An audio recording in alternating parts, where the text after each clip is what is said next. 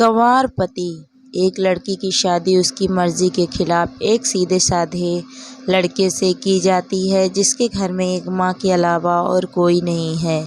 दहेज में लड़के को बहुत सारे उपहार और पैसे मिले होते हैं। लड़की किसी और लड़के से बेहद प्यार करती थी और लड़का भी। लड़की शादी होके आ गई अपने ससुराल। सुहाग रात के वक्त लड़का दूध लेके आता है तो दुल्हन सवाल पूछती है अपने पति से।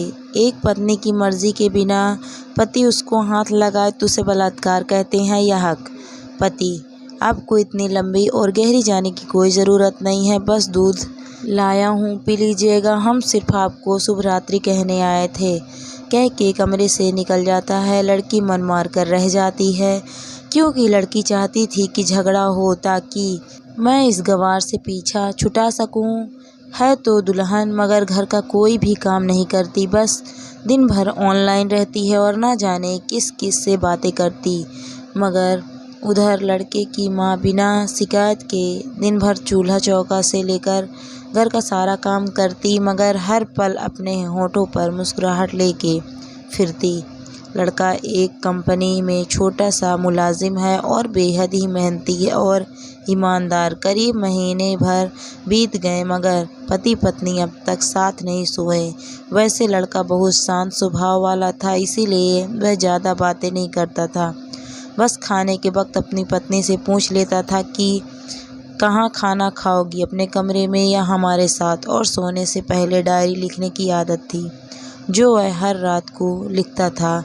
वैसे लड़की के पास एक स्कूटी था, वह हर रोज़ बाहर जाती थी पति के ऑफिस जाने के बाद और पति के वापस लौटते ही आ जाती थी। छुट्टी का दिन था, लड़का भी घर पे ही था तो लड़की ने अच्छे भले खाने को भी गंदा कह के माँ को अपशब्द बोल के खाना फेंक देती है। मगर वह शांत रहने वाला उसका पति अपनी पत्नी पर हाथ उठा देता है मगर माँ अपने बेटे को बहुत डांटती है। इधर लड़की को बहाना चाहिए था झगड़े का जो उसे मिल गया था। वह पैर पटकती हुई स्कूटी लेके निकल पड़ती है। लड़की जो रोज़ घर से बाहर जाती थी वह अपने प्यार से मिलने जाती थी। लड़की भले टूट कर चाहती थी लड़के को मगर उसे पता था कि हर लड़की की एक हद होती है जिसे इज्जत कहते हैं, वह उसको बचाए रखी थी। इधर लड़की अपने प्यार के पास पहुंचकर कहती है अब तो एक पल भी उस घर में नहीं रहना है मुझे। आज गंवार ने मुझ पर हाथ उठा के अच्छा नहीं किया। लड़का। अरे तुमसे तो मैं कब से कहता हूँ कि भाग चलो मेरे साथ कहीं दूर, मगर तुम हो कि आज कल पे लगी रहती हो।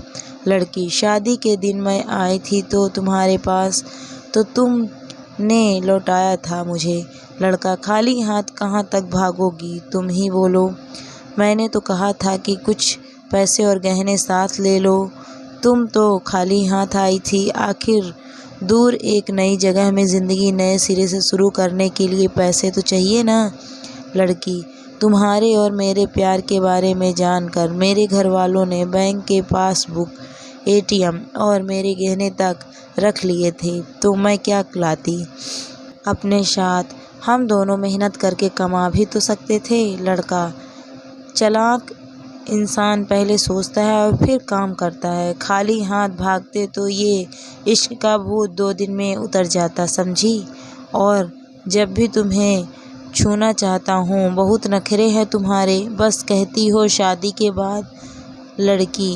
हाँ, शादी के बाद ही अच्छा होता है ये सब, और सब तुम्हारा तो है। मैं आज भी एक कुंवारी लड़की हूँ, शादी करके भी आज तक उस गंवार के साथ सो न सकी क्योंकि तुम्हें ही अपना पति मान चुकी हूँ। बस तुम्हारे नाम की सिंदूर लगानी बाकी है, बस वह लगा दो। सब कुछ तुम अपनी मर्जी से करना है। लड़का। ठीक है, मैं तैयार हूँ मगर इस बार कुछ पैसे ज़रूर साथ लेके आना। मत सोचना हम दौलत से प्यार करते हैं, हम सिर्फ तुमसे प्यार करते हैं, बस कुछ छोटी मोटी बिजनेस के लिए पैसे चाहिए। लड़की। उस गंवार के पास कहाँ होगा पैसा? मेरे बाप से 3 लाख रुपए, ऊपर से मारुति कार ली है। बस कुछ गहने हैं, वह लेके आऊँगी आज। लड़का लड़की को होटल का पता देकर चला जाता है। लड़की घर आके फिर से लड़ाई करती है, मगर अफसोस वह अकेली चिल्लाती रहती है। उससे लड़ने वाला कोई नहीं था। रात 8 बजे लड़के का मैसेज आता है व्हाट्सएप पे कि कब आ रही हो। लड़की जवाब देती है सब्र करो, कोई सोया नहीं, मैं 12 बजे से पहले पहुंच जाऊंगी, क्योंकि यहाँ तुम्हारे बिना मेरी सांसें घुटती है। लड़का ओके, जल्दी आना, मैं होटल के बाहर खड़ा रहूँगा, बाय।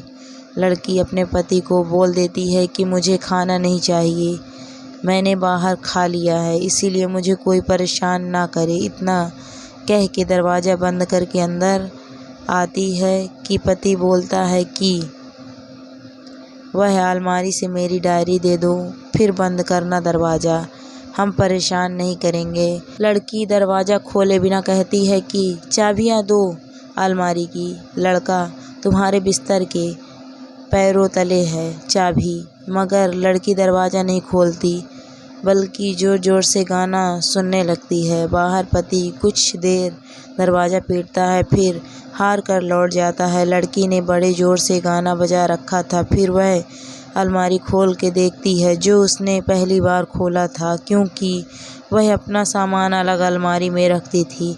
अलमारी खोलते ही हैरान रह जाती है। अलमारी में उसके अपने पास बुक, ATM कार्ड, ये जो उसके घर वालों ने छीन के रखे थे। खोल के चेक किया तो उसमें वह पैसे भी ऐड थे जो दहेज में लड़के को मिले थे, और बहुत सारे गहने भी जो एक पेपर के साथ थे, और उसकी मिल्कियत लड़की के नाम थी। लड़की बेहद हैरान और परेशान थी। फिर उसकी नज़र डायरी में पड़ती है और वह जल्दी से वह डायरी निकाल के पढ़ने लगती है। लिखा था, तुम्हारे पापा ने एक दिन मेरी माँ की जान बचाई थी अपना खून देकर।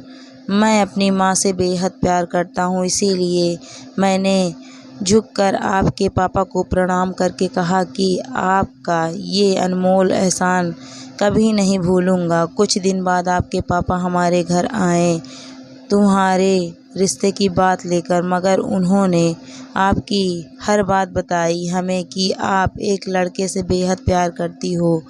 आपके पापा आपकी खुशी चाहते थे, इसीलिए वह पहले लड़के को जानना चाहते थे। आखिर आप अपने पापा की प्रिंसेस जो थी, और हर बाप अपने प्रिंसेस के लिए एक अच्छा लड़का, ईमानदार प्रिंस चाहता है। आपके पापा ने खोज कर एक पता लगाया कि वह लड़का बहुत सी लड़की को धोखे दे चुका है और पहली शादी भी हो चुकी है, पर आपको बता न सके, क्योंकि उन्हें पता था कि ये इश्क का नशा है। वह हमेशा अपनों को गैर और गैर को अपना समझता है। एक बाप के मुंह से एक बेटी की कहानी सुनकर मैं अचंभित हो गया। हर बाप यहाँ तक शायद ही सोचे। मुझे यकीन हो गया था कि एक अच्छा पति होने का सम्मान मिले ना मिले, मगर एक दामाद होने की इज्जत मैं हमेशा पा सकता हूँ। मुझे दहेज में मिले सारे पैसे मैंने तुम्हारे अकाउंट में कर दिए, और तुम्हारा घर से मिली गाड़ी आज भी तुम्हारे घर पे है, जो मैंने इसीलिए भेजी ताकि जब तुम्हें मुझसे प्यार हो जाए तो साथ चलेंगे कहीं दूर घूमने। दहेज, इस नाम से नफ़रत है मुझे, क्योंकि मैंने इस दहेज में अपनी बहन और बाप को खोया है। मेरे बाप के अंतिम शब्द भी यही थे कि किसी बेटी के बाप से कभी 1 रुपए न लेना, मर्द हो तो कमा के खिलाना, तुम आज़ाद हो, कहीं भी जा सकती हो। डायरी के बीच पन्नों पर तलाक के पेपर हैं, जहां मैंने पहले ही साइन कर दिया है। जब तुम्हें लगे कि अब इस गंवार के साथ नहीं रहना है, तो साइन करके कहीं भी अपनी सारी चीज़ें लेके जा सकती हो। लड़की हैरान थी, परेशान थी। ना चाहते हुए भी गंवार के शब्दों ने दिल को छुआ था। ना चाहते हुए भी गंवार के अनदेखे प्यार को महसूस करके पलकें नम हुई थी। आगे लिखा था, मैंने तुम्हें इसीलिए मारा क्योंकि आपने माँ को गाली दी, और जो बेटा खुद के आगे माँ की बेइज्जती होते हुए सहन कर जाए, फिर वह बेटा कैसा। कल आपके भी बच्चे होंगे, चाहे किसी के साथ भी हों, तब महसूस होगी माँ की महानता और प्यार। आपको दुल्हन बना के, हमसफ़र बना के लाया हूँ, ज़बरदस्ती करने नहीं। जब प्यार हो जाए तो भरपूर वसूल कर लूँगा आपसे। आपके हर गुस्ताखी का बदला हम शिद्दत से लेंगे। हम आपसे, गर आप मेरी हुई तो बेपनाह मोहब्बत करके, किसी और की हुई तो आपके हक में दुआएं मांग के। लड़की का फ़ोन बज रहा था जो वाइब्रेशन मोड पे था। लड़की अब दुल्हन बन चुकी थी।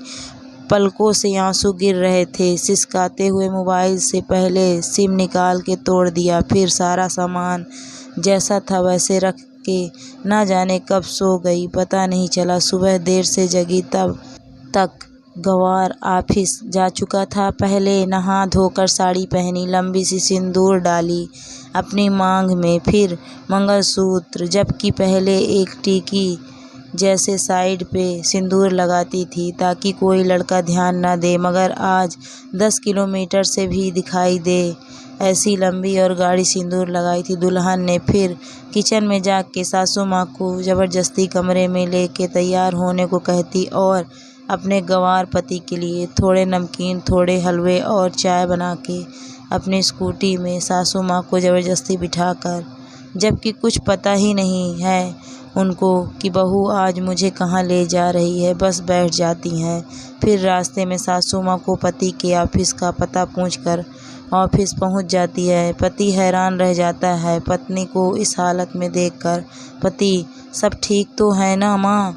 मगर माँ बोलती है इससे पहले पत्नी गले लगाकर कहती है कि अब सब ठीक है, I love you forever. Office के लोग सब खड़े हो जाते हैं तो दुल्हन कहती है कि मैं इनकी धर्म पत्नी हूँ, वनवास गई थी, सुबह लौटी हूँ। अब 1 महीने तक मेरे पतिदेव ऑफिस दिखाई नहीं देंगे। ऑफिस के लोग, दुल्हन, क्योंकि हम लंबी छुट्टी पे जा रहे हैं। साथ साथ पति, पागल दुल्हन, आपके सादगी और भोलेपन ने बनाया है।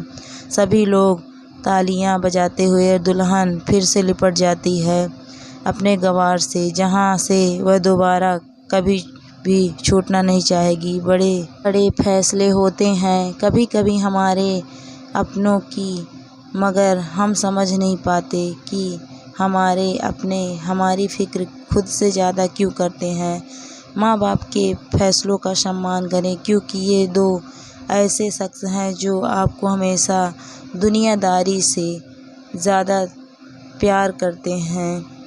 दोस्तों, कहानी आपको कैसी लगी कमेंट करके ज़रूर बताइएगा। अगर कहानी अच्छी लगी है तो वीडियो को लाइक ज़रूर करें। वीडियो को पूरा देखने के लिए आपका बहुत बहुत धन्यवाद दोस्तों।